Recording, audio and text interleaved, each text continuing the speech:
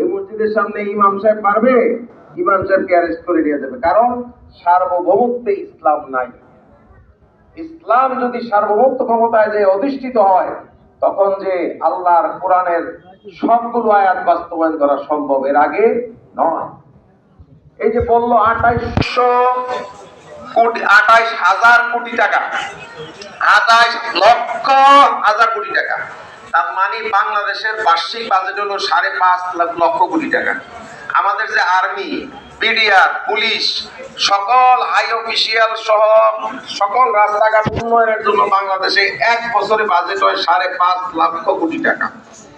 আর এখানে 5 গুণ করলে প্রায় 3,000 লক্ষ কোটি টাকা হয়।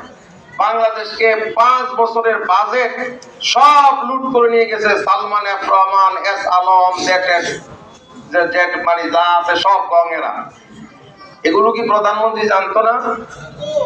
আজকে বাংলাদেশে 10টা ব্যাংকের একটা টাকা নাই। মানুষ হতাশ হয়ে গেছে, টাকা পাচ্ছে না। এফআইজিএল ব্যাংক নাই, গ্লোবাল ব্যাংক নাই, সোশ্যাল ইনভেস্টমেন্ট নাই, ইসলামী ব্যাংকের লক্ষ কোটি টাকা নিয়ে গেছে। একটা দেশের প্রধানমন্ত্রী, স্বরাষ্ট্রমন্ত্রী, এমপি, এদেশের 57 জন অফিসারকে কিলিং হত্যা করার জন্য বিদেশ থেকে লোক আনতে পারে? আপনারা দেখেন, 23 জন ভারতের কিলারেন্স ছিল এবং তাপসের বাসার কাছে একটা 5 স্টার হোটেলে ছিল। সেনাবাহিনীর 57 জন অফিসারকে হত্যা করেছে, যেখানে মুক্তিযুদ্ধে 14 জন শহীদ হয়েছে। আর এখানে 57 জন অফিসারকে হত্যা করেছে সেই ফ্যাসিস্ট সরকার।